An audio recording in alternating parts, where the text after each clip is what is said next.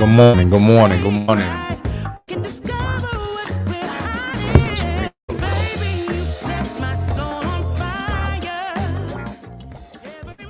Good morning. Good morning. Real quick. Real quick.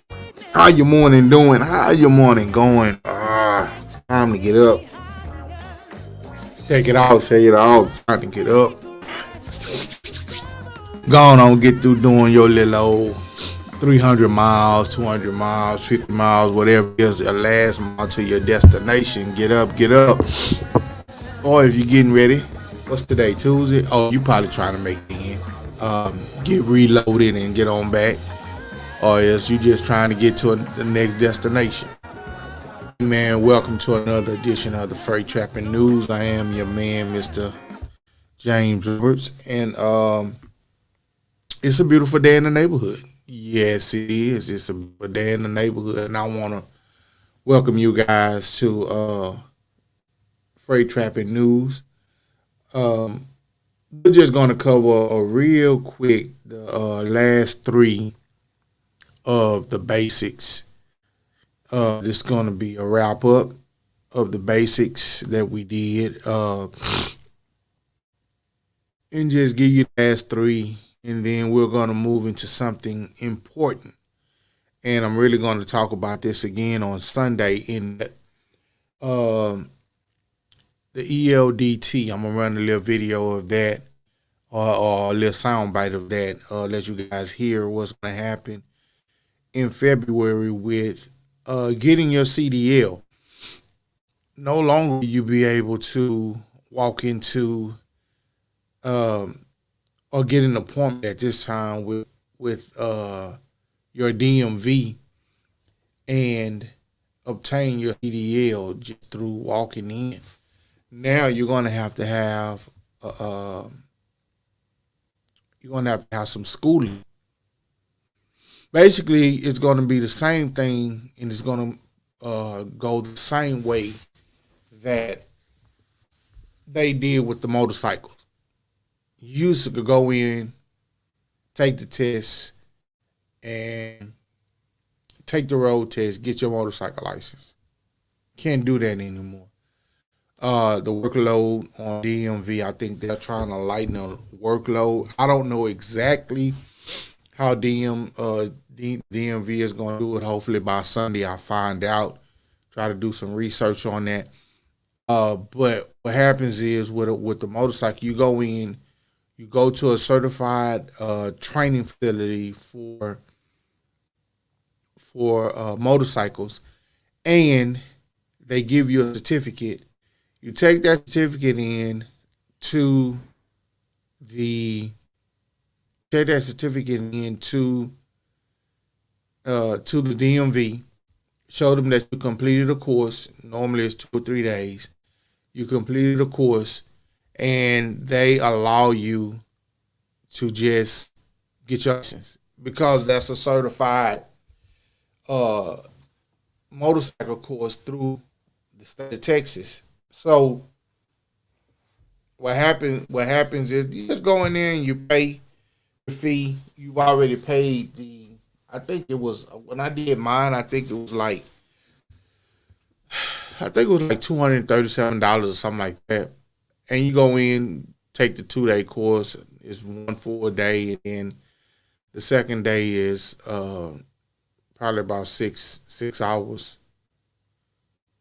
Then you go in the DMV, present your little certificate, and you get your license. I think that may be the way that this will go, because you don't have to go to HCC, you don't have to go to Lone Star, you don't have to go to any other schooling, big schooling or college schooling to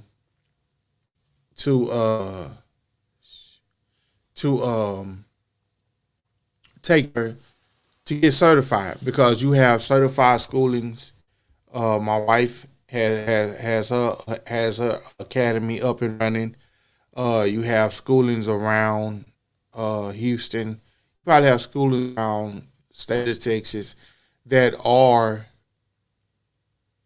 accredited or certified training facilities that when you go in, you can do that. So that's coming up in February. We'll get more into it. I just want to get through. Let's talk about the rest of these. Um, the rest of the basics is what we're talking about. And remember what BASIC stands for. It stands for Behavior Analysis, Safety Improvement Categories, Scores. That's what BASIC stands for. Remember, that's a wrap. That's what it stands for. And I forgot the point scaling of it, but I know we went over unsafe driving. I think that was your biggest one where you where you had your 10 points. Then you had your hours of service. I think it was like 8 points. Then you had your controlled substances and all of that, and then you had your vehicle maintenance. I think it was like 8 points. Then you had your controlled substances, and then you had your hazardous compliance, hazardous material compliance, where your truck need to be placard. You had your proper paperwork, all of your UN numbers, the way that they're presented in the description on there is incorrect, all this type of stuff. Then you got down to the last two, I think, which were the crash indicator.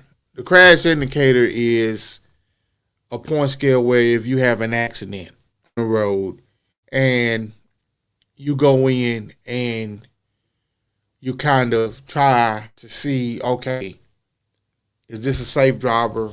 Has he had any accidents?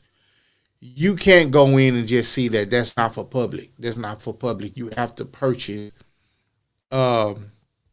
purchase access to it. You have to purchase access to it. And so at the end of the day, that's what that stands for. That's what that's one of the last crash indicators. That's what that stands for. I don't know what's going on here. That's what that stands for. That's that last crash indicator. So when it's all said and done, when everything is all said and done, when they look for your wrecks, they have to purchase that. So that's one of the last of your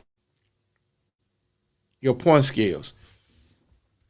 Like I said, then you have your hazardous materials part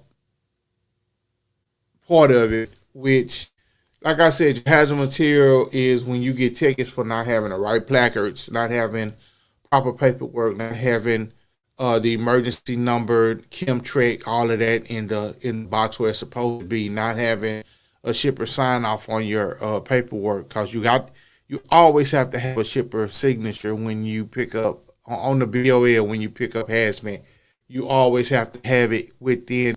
Your paperwork should always be within reaching distance without taking off the seatbelt. Now, I know some people say, oh, it's supposed to be in a pouch. The law says within reaching distance without taking off your seatbelt.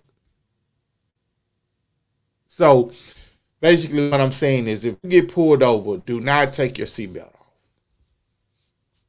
Do not take it off. If you get pulled over, just get your paperwork, put it in your hand, and put your seatbelt back on. Do not take your seatbelt off before the officer approaches your vehicle, because then he will think that you were riding without your seatbelt, even though he may have seen you. Most seatbelts have some type of reflector on them now, whether they're orange, whether they have the little sliding indicator. That way they can see that, oh, he has a seatbelt on there. Most seatbelts are gray and black. The oldest seat, they're gray, they're black. So some people put those little sleeves on it, the highlighted sleeves, whether it be orange or light green or reflective. They put that sleeve on there so that they can see, so that officers can see, oh, he got a seatbelt on.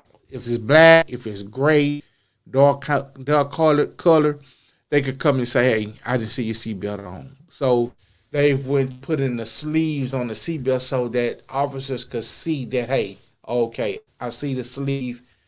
He has a seatbelt on. But if you get pulled over, leave your seatbelt on until he asks you to open the door. He normally asks you to open the door, but right now they're probably not standing up into the truck because sometimes that's what they do. They'll ask you to open the door, give them the paperwork, license, all that kind of stuff, and then they'll normally step up into the truck. But with COVID, they're not doing that. But keep your seatbelt on because your paperwork should be within reaching distance without taking your seatbelt off. So remember that. Keep your seatbelt on. So those are hazardous. Like I said, the crash indicator, you cannot view that publicly, and you cannot see a driver's crash history unless you go in and purchase that particular indicator, and then you will be able to. Let me put headphones on. You will be able to see his crash history. So going forward, just remember that you can't do that. You can't see it. Then you have driver fitness. Well, the way you get points on that is you don't have your medical card on you. They pull you over and you have you're ill, you're sick. I think I went over that before, but I want to touch on this again. You're sick. You cannot be in a vehicle and you're sick. You cannot be in a vehicle and you have bottles of Dayquil on your dashboard. You can't be in a vehicle and you have packets of sinus medicine on your in your cab. You can't. They search your cab and you have all of that stuff, even though it may be in the bed of your truck. You have some officers that will get real picky about that. But be on the safe side. I know some of you guys over the road and you're going in and out of different climates. But I'm just letting you know, if you get pulled over and you're ill and you're sick and they see that, hey man, you don't look so well, and it's to the discretion of the officer, right? Okay. And they say you don't look well, or they see, hey man, why are your eyes so bloodshot red? Let me see your logbook. When they have points, points of emphasis when it comes to deciding if a driver is fit to drive that particular day, and they can shut you down. They can write you a ticket for being unfit. Now, going in to get your medical certificate. Let's talk about that real quick. Remember that they are now going off of they've been doing it, but when you go in, they're going to check blood pressure. Your blood pressure has to be under 140. And your BMI has to be at the level that they want it to be at. And your neck circumference has to be where it needs to be. If those things are not met, will not give you a medical card for the full two years. They'll give you a 90-day medical card. They'll tell you, hey, well, you need to go take a sleep apnea test, which you're going to be determined to have sleep apnea, which you're going to be required to get on the CPAP machine, which you're going to be required to show each and every time you go take your medical physical proper use of the CPAP machine. So be mindful of that, guys. Be mindful of that. If you're on that borderline of being over obese, or your most of us play football, most of us play sports, and we did neck exercises, and when you lift weights, those things. That's the Reggie White rule in all of America, I think, in everything medical. That's the because they were saying that his neck was big, that he suffocated himself when he was sleeping, and they were saying that if they'd have known about the CPAP, then he'd have been alive. Which God don't make no mistakes. They don't know if that will be true, but at the end of the day, that's where that came from. And so now the circumference of your neck, if it's bigger than what your height requires, they're going to make you go take a sleep out machine, a sleep study test. Then they're going to check your BMI. Your BMI. Once your BMI is not there, they're going to make you go take a sleep study test. So be prepared for that on the fit side of the point scales. I mean, of the basics of the FMC, SCSA, FMSCA, um, FMCSA. Make sure that you get your point scales in line. Make sure that you know how many points you are. We'll go over the percents at another time, but make sure you go in and you check that out. Once again, the basics of FMCSA are unsafe driving, hours of service, controlled substance and alcohol, vehicle maintenance, hazardous material compliance, driver fitness, and crash indicators. Those are the 7 categories in which you can obtain points towards your license, towards your CDL. So that has been a wrap up of the basics system. You can email me at thefreighttrapping at gmail.com. I will answer all of your questions. I will clear up something that I said.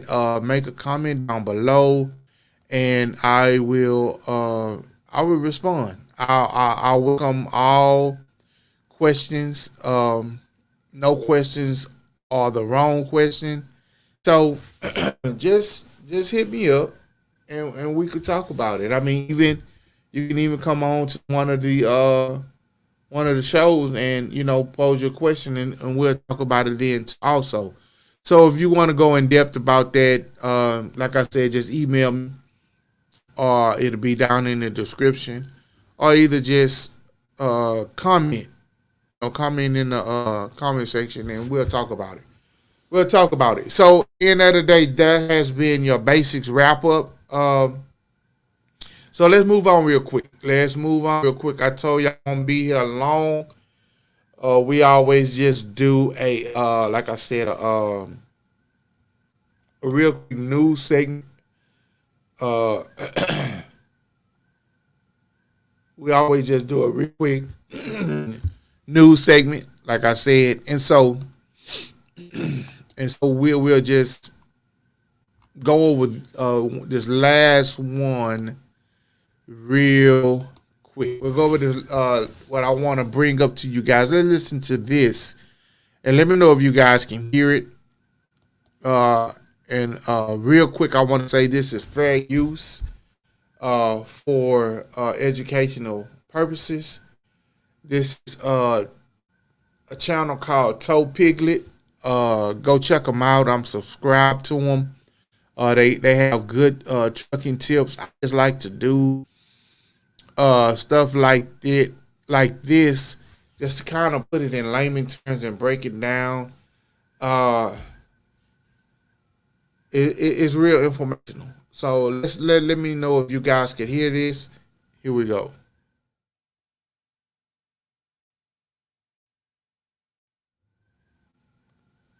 Hold on right quick. Something is not okay. What it is.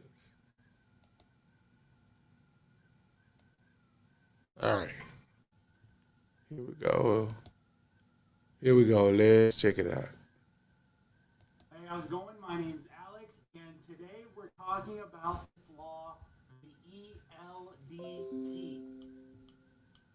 Now, I've mentioned in a couple of my videos, make sure you CDL or else you gotta go to school before February of 2022. And you guys keep asking me, Alex, what are you talking about? What are you talking about? And, well, this is what I'm talking about, okay? So we're gonna dive deep right into it, what it is, what it requires, and why you should definitely get your CDL ASAP, or I mean at least before February of 2022. Just a quick side note though, if you're wondering, Alex, why is your table right next to your bed in this hotel room? I actually dragged it all the way from the office. So when it comes to looking up federal regulation in the transportation industry, is your ECFR. That stands for Electronic Code of Federal Regulation, or Electronic Code Federal Regulation. They just sneak an of in there. So, Electronic Code of Federal Regulation, Title 49, Subtitle B, Chapter 3, Subchapter B, Part 380. That's exactly what we're talking about right now. Now, you want to scroll down to right here, Subpart F. It says entry level training requirements on and after February 7th, 2020. That is, I did say 2020 because it was supposed to go into effect on 2020, but then they...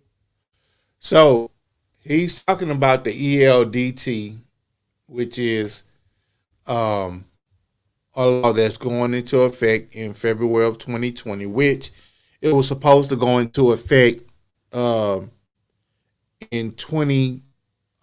February of 2021, 22, but it was supposed to go into effect, I think, June or July of 2020. So what it basically is what he's basically explaining here, and I'll run it again on Sunday, is that no longer can you go in and just take your CDL test. No longer can you go in and say, hey, I just want to take the file. Well, you can take the written test, but when it comes down to the basics, in truck, you're going to have to take it. And I might be wrong about that too. You might have to go to school even in order to obtain your CLP. I don't think they're even going to offer you offer to allow you to take the test. We're going to dive deep into that Sunday though. So let's listen to the rest of this. They delayed it to 2022.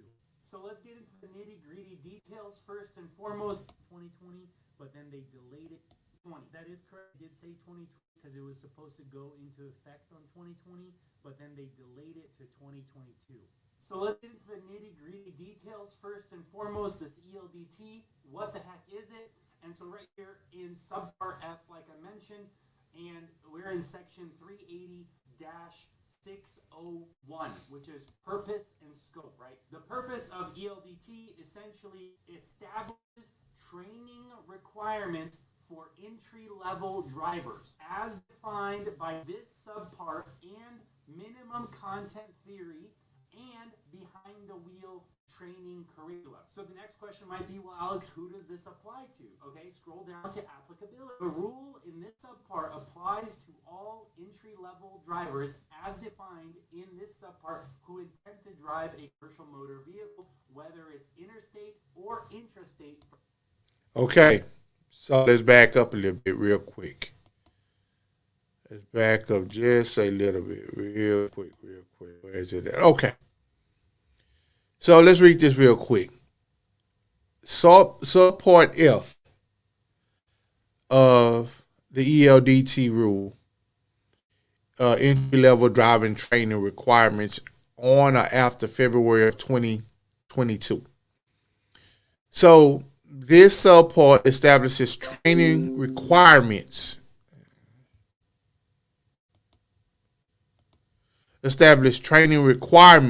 For entry-level drivers as defined in subpart minimum contents.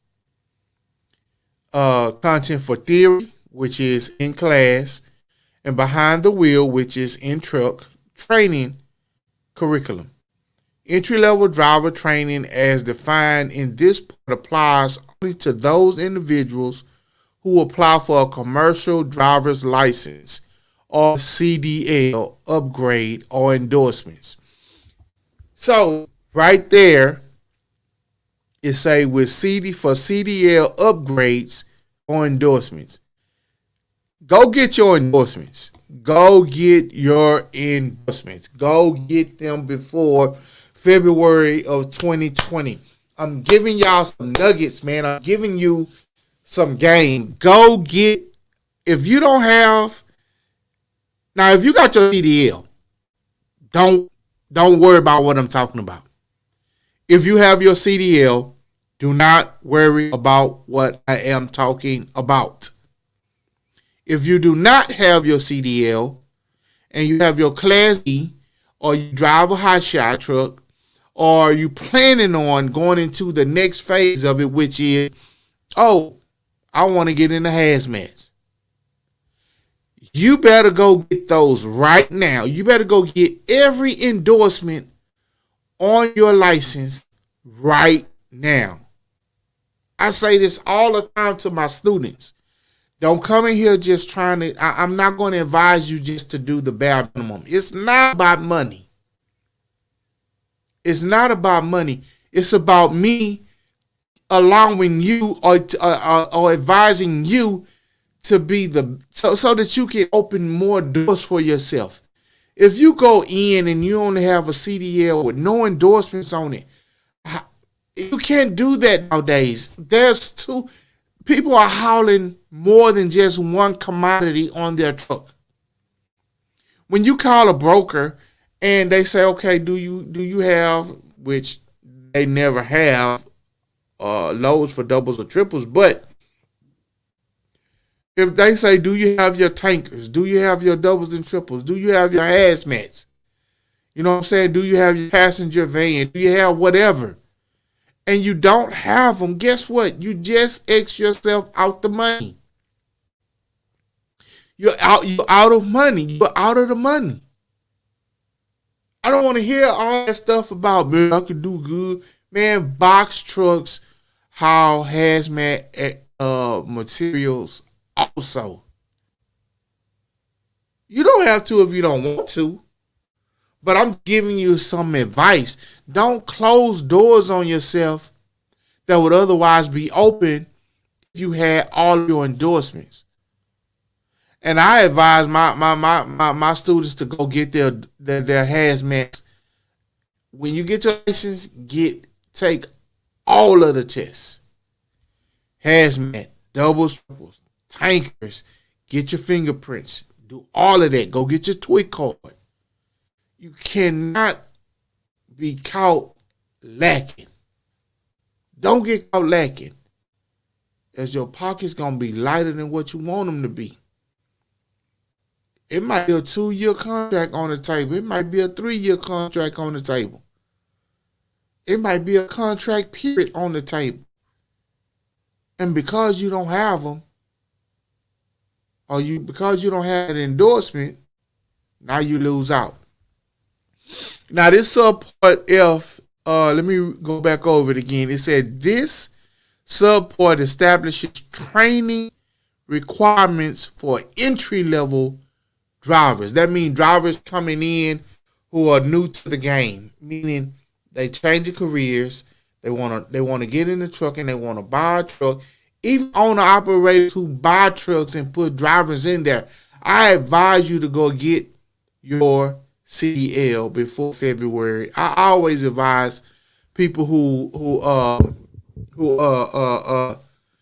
buy trucks and they put drivers in. I always advise them, hey man, know about your business.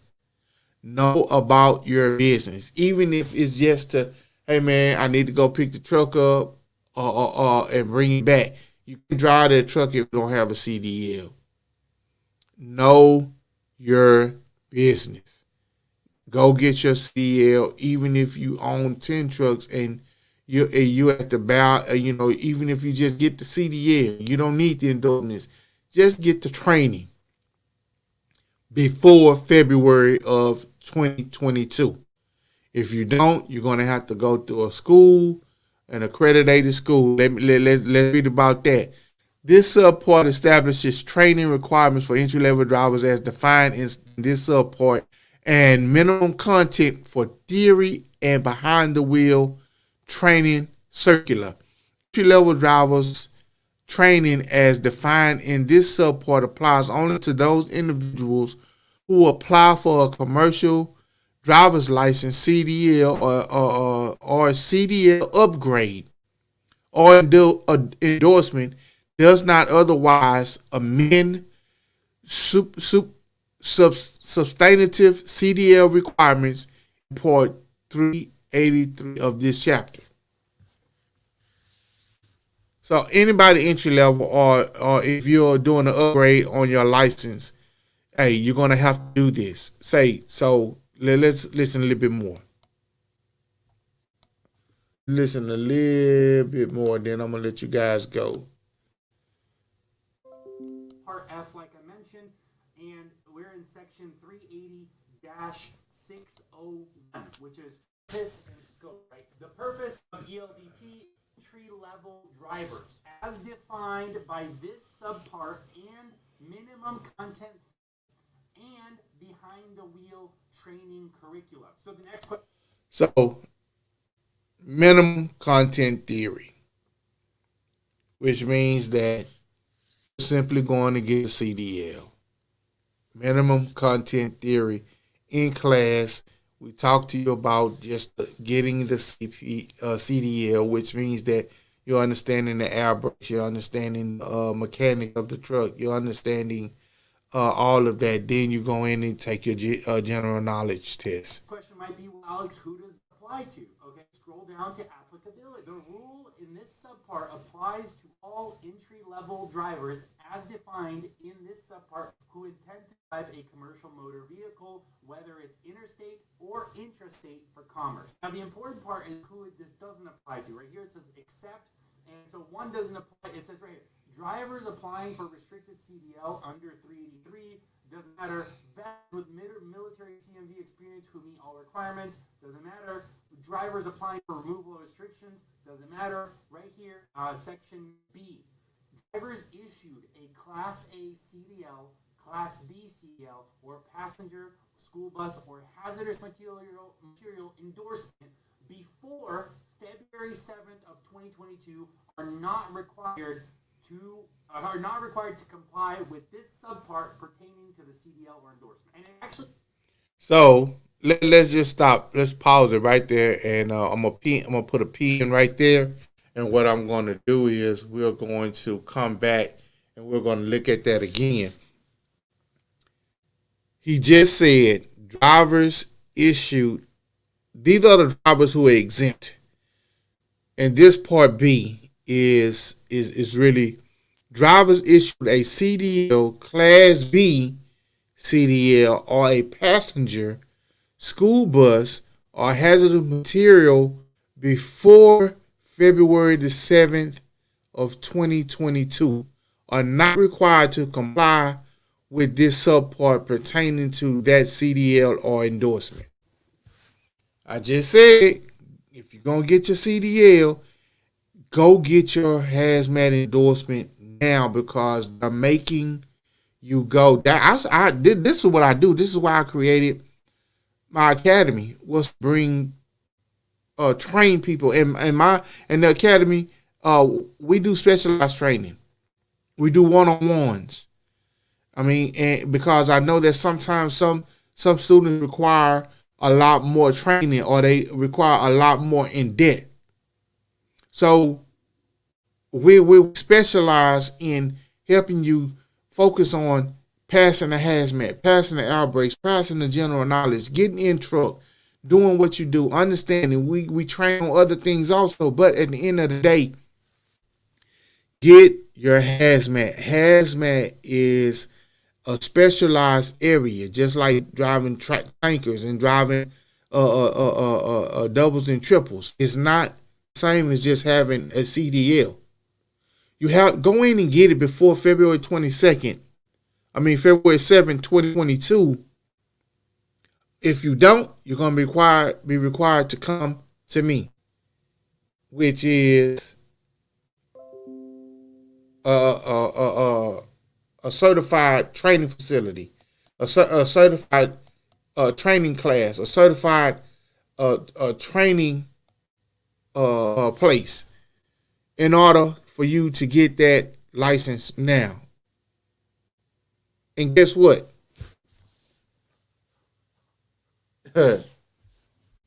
ACC, Lone Star, when that rule hit, the price is going to change. Believe that. You might not think it is, but the price is going to change. The prices are going to change. So go in. We're gonna talk about this more Sunday. I'm gonna probably have a guest on Sunday also. So man, we're gonna go over that. Remember, ELDT. Go look it up. ELDT. Read the law. Look it up. If you have any questions come Sunday, get in the comment. If you have any questions come Sunday, get in the comment or email, and we'll talk about it. We'll talk about it Sunday. I'm going to go really in depth on this Sunday. I'm really going to chop that up come Sunday. So y'all check me out Sunday, and we're gonna really dive deep into that little portion of the matter. Little sports. Hey man, did y'all see Monday Night Football last night? Woo! Huh? Did y'all see Monday? Man, hey, I'm not gonna lie. That was probably one of the best Monday night games. Normally, don't even watch Monday Night Football, especially if it's not anything to really watch. You know, a team that I'm not really interested in. You know what I mean? And I'm just being honest. If I'm not interested in the team, once I get off of work and get home, you know, my son, he requires a lot when I get home because I be gone so much. And so, but I'm just say this here. Teams have honed on in that Lamar Jackson carries the ball with one hand. And teams, man, defenses are taught to strip ball. If he wouldn't have lost that fumble on the 1 yard line and they took that back in, Indianapolis took it in for a touchdown, we wouldn't have had overtime. But it makes for good theater, right? It makes for good theater. But guess what? I'm glad he showed that, hey, I'm keeping my head in the game. I'm going to go out. Y'all stay composed. Let me stay in this pocket and let me hit my receivers. Andrews, Brown, Watkins. Hey man, he showed maturity last night. But guess what?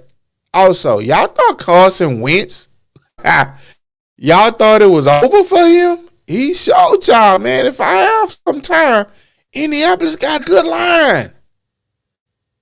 Man, the front four for Baltimore ain't no punk. Those guys kept a clean pocket for Wentz. That's why the game was so tight, because Wentz, he held his own. I was actually surprised. I thought Baltimore was going to eat him up. But time to time, he showed himself, man, give me a line, give me some time. And the thing about it is, I think Wentz has to realize that, hey, man, give me a clean pocket and I could probably be as good as, or show flashes of a Peyton Manning, Tom Tom Brady. I can show you flashes of a Drew Brees in a clean pocket. I think I can do that. And I think where he got in himself in the way in Philly, he was trying to be a dual threat, even though he probably could, but he's too fragile to be a dual threat. That's my opinion. He's too fragile to be a dual threat. I think he has an accurate arm. I think he has an arm. I think he of course he can read defenses and he can understand what the defense is trying to do. But I think that he needs to stay in a clean pocket. And he showed you last night. You give me a clean pocket and some healthy receivers, I can do a little damage. Because Jonathan Taylor is a good back. I think Jonathan Taylor is a good back. He came out of Wisconsin. I think he's a good back. I think he can. I think most teams have dual back. You have to have that nowadays with a lot of injuries. But last night, man, was a good game. I liked it. I liked the way in overtime Baltimore kept their composure, marching down the field, and they did something that that a lot of teams got to realize that in overtime that you should do. If you get the ball in overtime, that's 2 minute offense. You don't give the defense an opportunity to catch their breath. And I think the Indianapolis defense was just tired. The front four were tired, chasing Lamar all game, even though they created 2 turnovers from him. Chasing Lamar all game, I think that they were just worn out. And then they lost. They already was short one good cornerback, and then the other cornerback goes out. So now both of your starting cornerbacks out. Your front four is gassed. Guess what? Jim Harbaugh said, hey, they got backups in there. I'm not finna run the ball. I will, but hey, let's press the gas. Let's go. If I run it, I'll run it with Lamar. So they pressed the gas on them and got it done in overtime. And so I think that, like they said, I think the most impressive thing is that they came back from 25 down, 18 down. They came back from being behind. I thought, it was looking like it was over at halftime. And see, that's what I've learned from the 1980s. You haven't really seen it since the 1980s. San Francisco used to be a second half team. Dallas used to be a first half team. You had teams back in the 80s that they would come out and they would smash you. Then all of a sudden they'll let up in the second half. You had teams that would come out and fill you out in the first half and then come out in the second half and just open it all the way up. And so you knew what teams that was first half teams, what teams was second half teams. But then you had teams that nowadays you got teams that go from end to end, from first quarter to fourth quarter. But then you still have those teams like Baltimore that'll come on in the second half. I think Kansas City is a team that goes 4 quarters. They play 4 quarters. And what I mean by play 4 quarters, they don't take a quarter off. What other team is like that? I think Tampa Bay plays 4 quarters. They're consistent over 4 quarters on Tampa Bay. I think Seattle plays 4 quarters. They're consistent whether it's good or bad. I think the Rams are a 4-quarter team. San Diego, I think, is a 4-quarter team.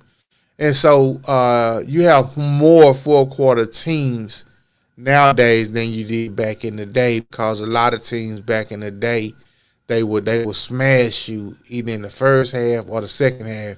Chicago, 1980, they were a second half team. So, but it was a good game last night, and I'm glad Lamar Jackson, kept his head, matured, showed his maturity in the pocket, where naysayers said that he couldn't because he was a dual threat. And now, he did his thing. He did his thing. They talking MVP. If they'd have stopped last night, yeah, but he got some competition. He got some competition for MVP. But that John Gruden news, I think, kind of took over took over last night when they L.A. Vegas Las Vegas Raiders fired John Gruden, or he resigned, as they allowed him to resign uh, for defaming emails from 2011, 2012 towards Roger Goodell and some other people. And so, I mean, when you're put back in that type of position, you got to understand you're going to be scrutinized. I think a lot of us, we ever became millionaires, or we became public figures to the point where, people viewed us or looked at us or looked up to us, or we were supposed to represent a brand. I think that some of us, some of the stuff that we say on social media, some of the stuff that we've posted, some of the stuff that has gone on behind the scenes through emails. I don't argue on, or I don't go back and forth with people on email or on Instagram or any of that. I just don't believe in that. I don't believe in that. And so him doing that just showed that the NFL, NBA, professional sports, they generate a paper trail so that, they can either show guilt or innocence, or they can show that, hey, I sent you the memo. Did you get it? No. Well, it say you opened it on this on this day. You got it. And so you have to use your email to kind of protect yourself when you're doing business, because you want to make sure people are being who they say they are. And I think that with them letting him go, they just figured that, oh, okay, you're not being who you say you are. A lot of us have personal, really personal opinions about a lot of stuff that's going on, i.e., the Dave Chappelle special. You can be for Dave Chappelle, against Dave Chappelle. You could be for the special. For me, comedy is comedy. Nobody's exempt from comedy. Nobody. And I can say nobody because we've used comedy to get over the bad times, to get over heartache. We use comedy relief to get over a bad situation, get through a bad situation. And so I don't know why it's being, comedy is being used as the tool to whip America into shape. I don't think it's fair. And I don't think I don't think, and I know that most comics don't use it in that manner. And so I think that we become sensitive.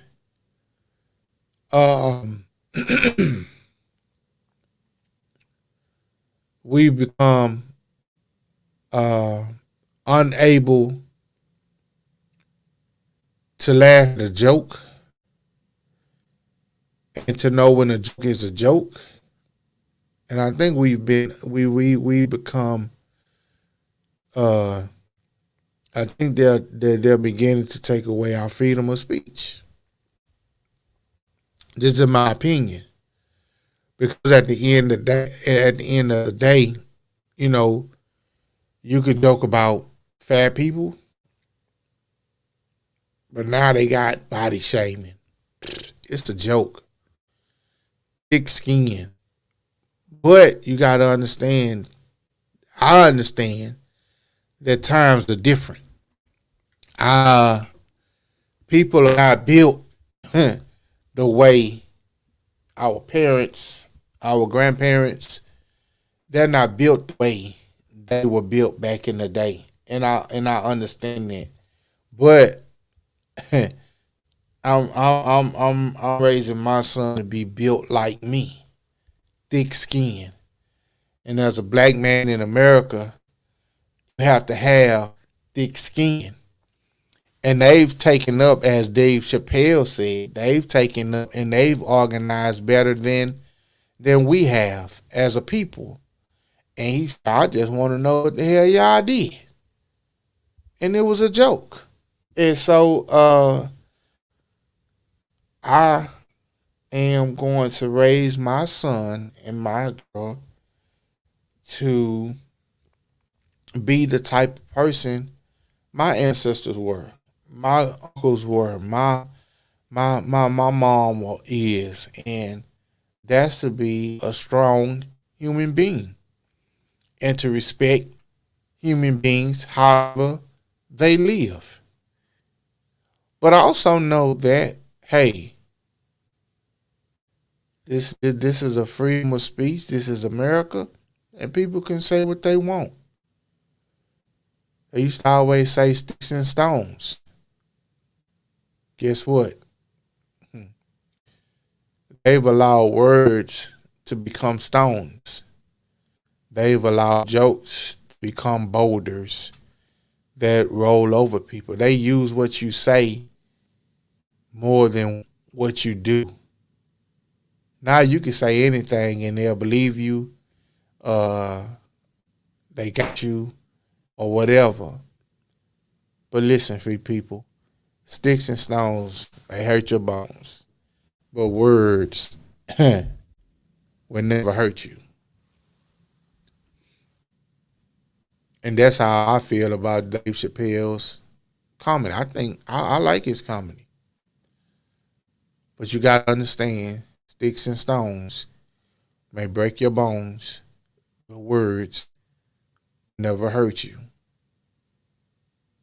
But when people trying to get you to conform their way of life, it's a melting pot here in America.